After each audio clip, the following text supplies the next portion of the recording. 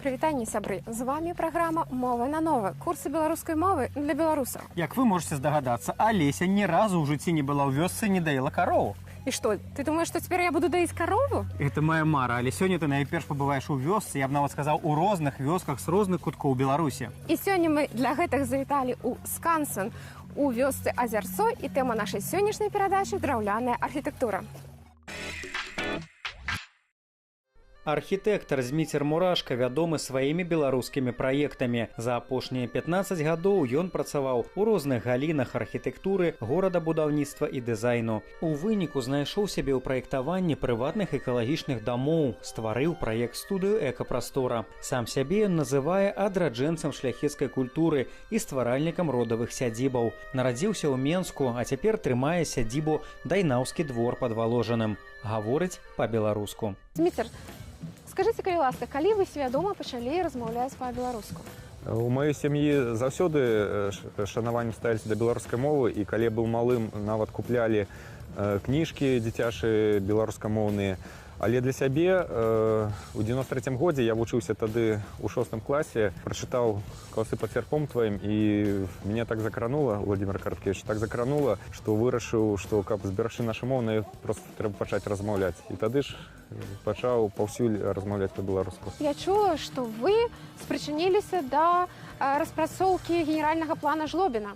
Ну, і не толькі яго, але збольшага гэта мой самастойны праект, бо на той момант мой кіраўнік Владимир Григорович Саченко вельмі такі цікавы чалавек, пажылы архітэктар, ён ужо хварэў, а пака прызначылі нового кіраўніка, то цалкам зрабіў як малады спецыяліст генплан Жлобіна і укаранілі там сістэму энергаэфектыўных. Упершыню ў Беларусі распрацавалі раздзел энергаэфектыўнасць, ветраныя станцыі шукаў, дзе рабіць. Ну і такую гістарычную зарабіў аднаўленне планіроўкі горада менавіта по старажытных картах, бо, як аказалася, в энцыклапедах было вельмі мала звестак пра горад, а як глянеш на мапы, там столькі всего открываецца, якія аб'екты былі, якія сядзібы, дзе царква, дзе касцёл, дзе якія могілкі. Ну а пасля таго вы пачалі займацца ўжо такім прыватным будаўніцтвам, планаваннем будаўніцтва архітэктурай, так? Так, бо мне вельмі падабаецца з гаспадарамі працаваць. Калі буйны заказ, няма замоўцы, людзі баяцца, каб іх нічога не здарылася, і ўсяляк страхуюцца. Калі з гаспадаром працуеш, дамовіліся, зразумел, што чалавеку трэба, альбо зразумелі, што мы не працуем, альбо зразумелі, што душа ў душу, і тады што мы здзяйсняем яго мару, бо я ж ствараю прастору, і чалавек мары так жыць, і я дапамагаю ему это зрабіць. Я думаю, што калі я скажу пра тое, што ваше праектаванне вядзецца па-беларуску, я, відаць, не памылюся. Вядома, я увогуле, як вучыўся на архітэктуры, дык ужо быў беларускамоўным, все праекты рабіў па-беларуску, шукаў тэрміны. Вельмі мне тады пашанціла з'ездзіць в экспедыцыю з Анатоліем Тарасовичем Федаруком па панскіх сядзібах, што вельмі моцна развернула мой светапогляд. І калі я ўжо паступаў, я яшчэ быў студэнтам в Мінспраект, мяне бралі на працу, я там спрабаваў спачатку таксама все рабіць па-беларуску, але сістэма не дазволіла. Сістэма крыху упіралася, але цяпер, калі свабодны чалавек з заказчыкамі, я ўжо некалькі год практыкую менавіта беларускамоўныя проекты. Ну, а якая рэакцыя вашых замоўцаў? Людзям вельмі цікава, як правіла. Яны гатовыя прымаць, канешне. Па-першае, да мяне ўжо звяртаюцца людзі, якія ведаюць, што маюць справу з беларускім архітэктарам, які шануе традыцыю і культуру нашу.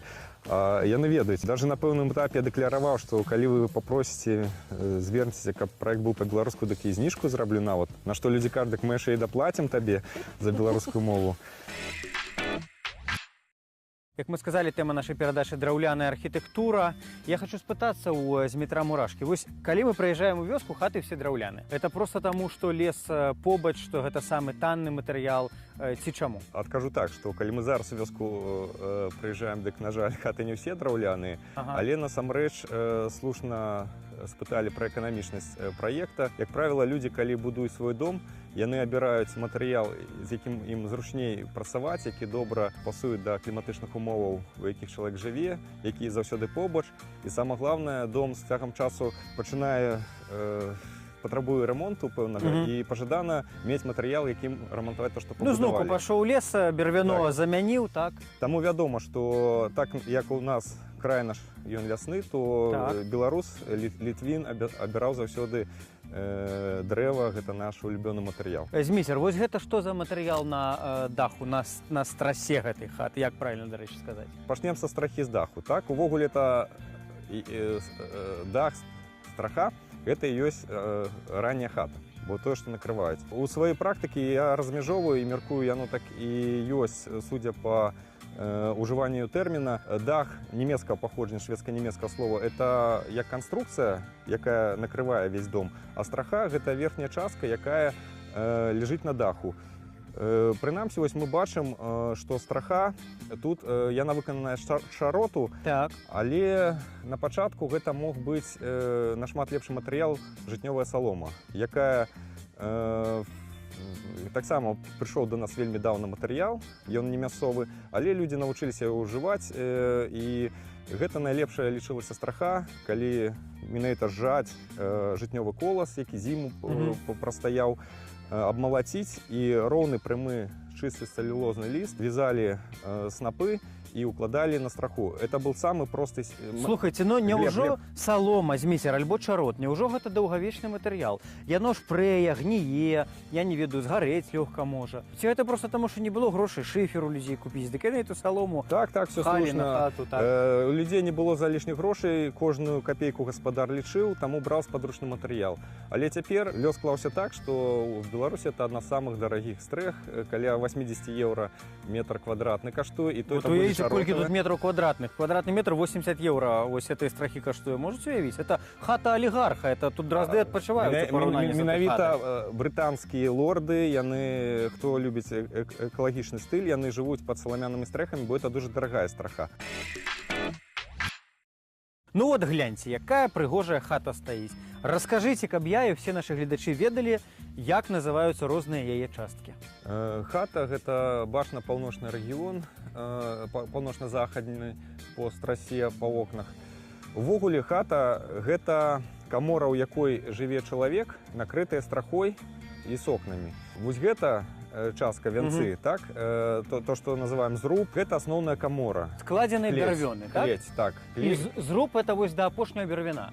То есть там, дзе ўжо пайшоў вверх, это ўжо не зруб лічыцца, раней была такая канструкцыя закотная, калі з бярвення была верхняя частка, але это дуже дарагая, і таму вырашылі сэканоміць і рабіць камору альбо клець свінцоў до страхі, а далей верхняя частка называецца в данном выпадку шчыт. Шчыт і хата закрываецца дахам і страхой. На шчыце мы видим дымніца альбо задушнае акно, раней казалі, і вось это дзюрачка, так? Лічылася, што туды продкі на дзяды вылетаюць праз гэту, але гэта дымніца, з якую выходзіць дым з курной хаты і якая вентылюе канструкцыі крокваў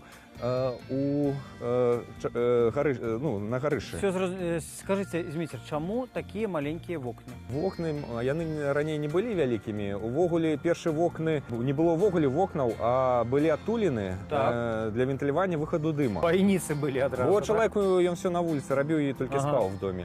І калі з'явіўся матэрыял кшталту слюды альбо бычыны бжух, пухір, так, то пачалі закрываць. Пазней з'явілася шкло. І в акно... Шкло мы назовем яшчэ шыба, шкло, якая ўстаўленая ў акно, шыба. Шыба — это ўвогуле акно. Шыба — это шкляное вакенца. І як толькі мы пачалі закрываць вокны, узнік пытанне, як нам захаваць вузлы шыльны паміж вокнаў, бо туды прадзімае, вільгаць прасядае, і тады з'яўляюцца ліштвы. Так, то есть вот это называется ліштва, так? Так. Ну яшчэ, ну тут вот няма, но яшчэ ж бывае ў некаторых хатах аканіцы ёсць. Это такая зноўку дошка, якой на ноч просто закрываеш, каб там што, каб цёмна ў хаце было? Это пазнейшая з'ява, калі ўжо вырашылі бараніцца ад злодзеяў, просто закрывацца ў хаце, каб ніхто не пашкодзіў.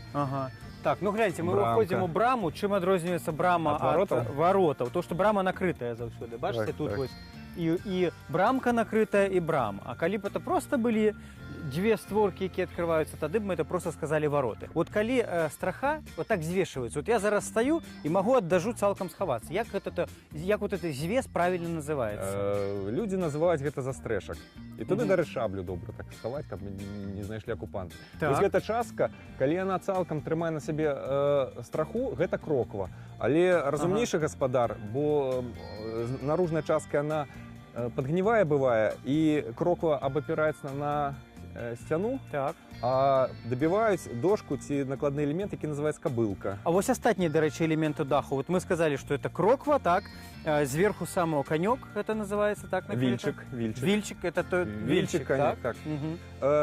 Вельмі прыгожыя дэкаратыўныя штукі ёсць, мы, можа, бачылі. Вось тут мы уздоўж якраз толькі тарца, што бачылі. Гэта так? называюцца закрыліны. Так. Яны ад ветра, ад дажджу закрываць. Любая... Не-не, а вот то, что мы бачили, что они вот так сверху выступают и прыгожа, так просто это декорация уже, да? Іх ужо не зусім дэкарацыя, но мала свой сакральны сэнс. Іх маглі называць альбо конікі, калі коні, Так. альбо перанова стрыла, калі стрыла. І там ужо як нейкі элемент семантычны меў сваё імя і назву. Сябры, ну, значит, про вонкава, про хату мы уже поговорили, ну и теперь давайте зойдем у сярэдзіну в одну з гэтых хат и поглядзім, з чаго ж яна складаецца. Слухайте, Зміцер, ну я вот не гулівер, мягко кажучи, але чаму такія заўсёды дзверы нізкія былі, што трэба ракам сагнуцца, каб у хату зайсці? Ну, не раком, просто поклониться, як уваходишь у хату. Ось я даже капелюш знял, Так. бо у хаті образи. Так люди экономія Тепла. теплової енергії, бо печ топить, виходить, і тому двері не робили великими. Так, у хати, зрозуміло. але широкими. Насажникам можна було внести вынести, коли нечто з собою несеш. Яна широкая, але не висока. Все ясно. Паўкабана, каб можна было занесці. Так. Вот мы завайшлі, гэта сенцы, правильно? Так, сенцы, а что позднее з'явилось, есть еще был бы прысінак Так. по сучасных нормах, и это оправдано, то, что французским словом тамбур называется. Это то, что у вёсцы веранда называют? Ці это нешта Не-не-не, іншае? веранда открытая, Так. а прысінак, ён все-таки закрытая, Ага. изолирован. Бывают закрытые веранды, але веранда больше продувается, а прысінак ужо Все зразумела. такі. У сенцах тут звычайна функція гэтага пакоя якая была? Сенцы, самая главная функция, як яна з'явілася, гэта таго ж самага прысенка адбіць цёплыя паветра хаты, Так. зберагаць, і гаспадарска халодную частку, ну, больш халодную гаспадарскую частку дома. Так. Тут же бывала адгароджвалі, рабілі ці камору, ці каморку, ці другую частку, калі сям'я расла, хату маглі ў іншы бок развіваць. Але гэта была чыста гаспадарская функцыя, дзе маглі распрануцца, скласці нейкія рэчы, захоўваць часова добро гаспадарскае. Цешу пакласці, калі раптам прыехала. Это так? уже, я думаю, музейная экспозиция, бо насамрэч для таких рэчаў все ж таки была хата, і не ложки, а на палаце клалі. Але, як мы ведаем, калі дачка ўжо на выданні, мы не на выгані, на выданні, Так. то маглі камору ёй аддзяліць і сказаць: вось, дзеўка, жыві тут. Тут у нас гаспадарчы пакой. Так, в данном выпадку все слушно. Клетачка для папугаяў вісіць. Бачыце, у кожнай беларускай хаце заўсёды жылі папугаі, калі вы не ведалі. О. Так, ну тут не будем спыняться на этих элементах. У нас была программа по теме «Вёска», где мы подробязно рассказывали про начинне любой хаты. Там, як мы просто назовем гэты пакой, скажите? Гэта камора ці кладоўка. А калі меньшая, то каморка, б мы Каморка, сказали. кладоўка. Так, уже. Так, Ну, скажите мне, чаму, як вы думаете, чаму тут нема вокнаў? Вокнаў нема, ну каб цяпло не выходзіла, зразумела. Па-першае, па-другое, не жылы пакой, для каго тут вокны? Слушно, окно — это лишний выход тепла, и, як правило... Праз окно вораг залезці можа, так само. І, як правило, ваход в хату і гаспадарчая частка, яна рабілася з паўночнага боку, Так. где не патрэбна ні святла, ні вокон, ні тепла, Каб холад не інсаляцыі. ішоў, так? І гэта і так, і заведома холодная частка, таму она Так, цёмная. ну там над нами гарышча альбо вышки, мы туды не полезем. Ну і Зміцер, вот это галоўны пакой хаты, куды мы зараз заходзім, Ну, як яго гэта назваць? ёсць наша хата. Гэта Сам пакой як назваць? Хата ён называецца? хата, гэта хата. І ў хаце першае, што мы нас аддзяляе ад холодного сенцаў ці прысенка, печ. Так. Печь тут же насупраць печы бабскі кут называется. І кухні раней былі маленькія. Гаспадыні туды-сюды павярнуцца сажня ейнай там каля 2 метраў хапала. Бо з печы падаць на столік нешта зрабіць, а сям'я уже ела, насупраць печы была покуць, дзе віселі абразы, і пад абразамі стаяў стол. Гэта могла быць альбо у агульнай хаце едальня, альбо мог быць асобны пакой, і тады мы прайшлі далей і ўжо патрапілі ў сакральную зону, дзе людзі спяць, дзе сямейная, куды ўжо чужы чалавек не входзіць, будзе ў сенцах стаяць. Слухайте, ну традыцыйна спалі вось на печцы, ці каля печкі такая лава шырокая рабілася, ці ложкі былі. Ну калі вялікая сям'я, вот як яны ўсе в этом адным пакоі змяшчаліся? На печы спаць не дужа для здароўя добра. Падпалішся, так? Ну, это дзеткамі старкам пагрэцца. А насамрэч для здароўя маладая сям'я мусіць спаць у прахладным месцы. Але ж ад печы шлі палаці. Дарэчы, на печы месца казырнае лічылася, ці за дзедам, ці за малодшымі. Так. Але клаліся такія палаці, і яны было ад печы крыху цепло, а в тым углу ўжо не так пячэ. Скажу яшчэ, што акрамя печы, як хата большая, сама печ не магла прагрэць такое памяшканне і магла быць альбо груба, альбо кахлянка ў іншых рэгіёнах кажуць. Это маленькая печка, якая палілася толькі ў халодны перыяд мокры, і яна дапамагала таксама. Так, тут бачыце, кросны паловы пакоі займаюць. Слухайце, ну і вот гэта я ведаю, што это бэлькі называюцца, так? Вот так, гэта бэлька. Фактычна яны трымаюць, як это, столь трымаюць, ну бо это ж нельга сказаць, што это падлога на гары. Адгадайце загадку. Адгадваю. Баба ў хаце, цыцкі на вуліцы. Сябры, я не буду у прамым эфіры Белсата казаць адгадку на эту загадку. Гэта бэлька. Гэта бэлька, так? А вось выйдзеце, яна якраз выходзіць на вуліцу. Так, это вось такая наша народная загадка пра бэльку. Фантастычная. Сябры, шкада, што пра ўсё не скажаш. Нашым сённяшнім госцем быў архітэктар Зміцер Мурашка. Дзякуй. Дзякуй вам, Глеб. Сярод такіх аўтэнтычных пабудоваў хацелася працягваць гаварыць пра гісторыю.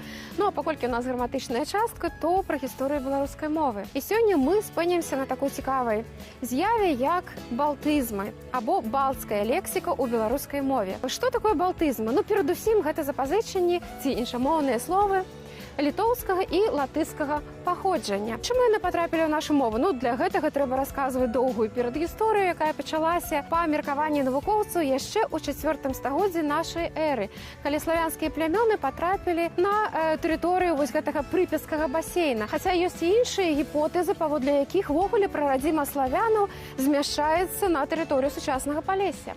Што было далей? У 6 стагоддзі славяне вырашаюць заняць тэрыторыю цяперашняй паўночнай Беларусі і пачынаюць паціху выцісняць адтуль балтаў. Яны спачатку ідуць уздоўж рэк, балты жывуць такімі анклавамі, як які-небудзь індзейцы ў Канадзе ў рэзервацыях. Дарэчы, такія анклавы захаваліся сёння дзесьці там вакол Дятлава, альбо вы все вы чулі Гервяты, там, дзе дагэтуль все па-літоўску напісана. І ў выніку гэта прыводзіць да таго, што пачынаецца асіміляцыя, і ўжо дзесьці ў 9-10 стагоддзі ўзнікаюць 3 спрадвечна беларускія плямёны, пра якія кожны з нас чытаў у падручніку. Гэта крывічы, дрыгавічы і радзімічы. А для прыхільнікаў тэорыі балцкага субстрату беларускага этнасу, это значыць, што беларускі этнас паўстаў фактычна на балцкай аснове, яны маюць шмат аргументаў на гэтую карысць. Перадусім, гэта археалагічныя помнікі, гэта розныя абрады і традыцыі, але самае галоўнае для нас гэта факты і сведчанні мовы. І такімі фактамі мовы з'яўляюцца геаграфічныя назвы. І самая вялікая колькасць геаграфічных назваў гэта назвы рэкаў і азёраў. Прычым некаторыя спецыялісты сцвярджаюць, што такіх назваў балцкага паходжання ў нас каля 90% нават. Што сюды можна узгадаць? Ну, можна ўзгадаць і нарач, можна ўзгадаць і бесяць, і зэльву, і зальвянку, і іслач, і шмат што можна ўзгадаць. Балцкае паходжанне таксама маюць некаторыя назвы населеных пунктаў. Асабліва на поўначы, як сказаў Глеб, куды перамясціліся славяне. Гэта Дайнава або Дайнова, і так вымаўляецца. Гэта Гуды, гэта Гудагай, Бакшты. Дарэчы, Бакшта па-беларуску з літоўскай мовай гэта вежа. Гэта і зірвяты. Ну і, сябры мае, калі вы будзеце вандраваць па гэтым рэгіёне, вы шмат такіх літоўскіх, пераважна літоўскіх назваў сустрэнеце. Такім чынам, балтызмы пачалі трапляць у беларускую мову у самым пачатку яе фармавання. Вы ж ведаеце, сябры, што беларускай мове больш за 700 гадоў, правильно? А ўсё, што даўно запазычылі, гэта ўжо ўсё наша. І ўжо ніхто там не разбярэ, што з якой мовы запазычана. Але мы можам прывесці сёння такія прыклады. Напрыклад, слова «дякло» – гэта падатак зерням. Альбо слова «бонда» – гэта маёмасці, грошы, атрыманыя ў падзяку. Альбо слова «дойлід» – это будаўнік, архітэктар. Так, і вось гэтыя словы менавіта былі ўзяты з друкаваных тэкстаў на старабеларускай мове ў дакументах Вялікага княства Літоўскага. Калі казаць у цэлым пра запазычанні з балцкіх моваў, то гэта назвы канкрэтных прадметаў. Вельмі мала абстрактных паняткаў. Перадусім, гэта назвы сельскагаспадарчых пабудоваў. Вось мы сёння хадзілі па гэтым скансене і бачылі там гэтыя пабудовы. Гэта і свіран, ну, па-руску это называецца амбар. Таксама балтызмамі лічацца назвы, яны синонімічныя. Ёўня, клуня і рэя. Гэта частка гумна, дзе сушыцца сена. І таксама ёсць слова пуня, дзе захоўваецца гэта сена. Ну і вядомае слова арут, у значэнні засек, сусек. Они што робяць, арут. Сябры, ну калі казаць яшчэ пра сельскагаспадарчыя нейкія рэчы. Ведаеце такое слово жлукта? Вот заўсёды пра п'яніцу гавораць, што это проста жлукта, жлукціць і ўсё. Вот мы, дарэчы, у перадачы на тэму «Вёска» упершыню пабачылі гэтую жлукту. Это такая бяздонная бочка, дзе мылі бялізну, засоўвалі туды бялізну, зверху лілі Сучасная пральная машына. Да, і ўсё, значыць, это бяздонная бочка, як той жлукта. Таксама слова «ночвы» можна прывесці ў прыклад, як балтызм. Слова «рупіцца», «хлапаціцца». Альбо, напрыклад, «жвір» – гэта пясок, пэўна, так можна назваць, альбо слова «алёс» – это балота. З балцкіх моваў да нас дайшлі таксама і назвы розных страваў, не толькі гэтыя стравы. Хоть не дранікі, я спадзяюся? Не, не дранікі. Ага. Это сваё, это роднае. Дзякуй Богу. Па-першае, гэта жур, гэта аўсяны кісель. Так. Ёсць такія з абсалютна літоўскім гучаннем дзве назвы, гэта крупеня і шупеня. Крупеня – это такі суп з крупаў, а шупеня – гэта таксама або суп, або рагу, але такім упрыгожаннем гэтай стравы быў свіны хвосцік. Я такія прозвішчы сустракаў: крупеня, шупеня, яны што, балты ўсе? Ну, яны не балты, але вот так называліся Оказывается. па-балтыйску гэтыя стравы. Карту балтыйцы можаце атрымліваць, А сябры. таксама балты нам пазычылі назвы, экспрэсійныя назвы людзей. Ну, па-першае, дылда. Это таксама балтскае слово. Хто такі дылда? Это, ну... Хто такая, я б сказаў бы. Ну, я не дылда. Дылда – это высокі чалавек. Або лайба. Лайба – это чалавек з вялікім такім пузам. Можна не тлумачыць, яны адразу ўсе гучаць Ну, вельмі. і вельмі вядомае нам усім слова лайдак, які гультай фактычна. Але, сябры, не толькі суседзі ўзбагачалі нас, але і мы ўзбагачалі суседзяў. Літоўская, латышская мова столькі ўзяла ад беларускай. Напрыклад, словы «званіць», «звон», «сябра», «жолаб», «запас». І самае класнае слово «цёрла». Это такая пасудзіна, каб церці мак. З вами была праграма «Мова на нова», і сёння мы гутарылі пра драўляную архітэктуру. Шукайце ўсе выпускі «Мовы на новы» на старонцы Белсат.ТУ, у Фейсбуку «Мова на нова» на Белсаце, і да сустрэчы праз тыдзень.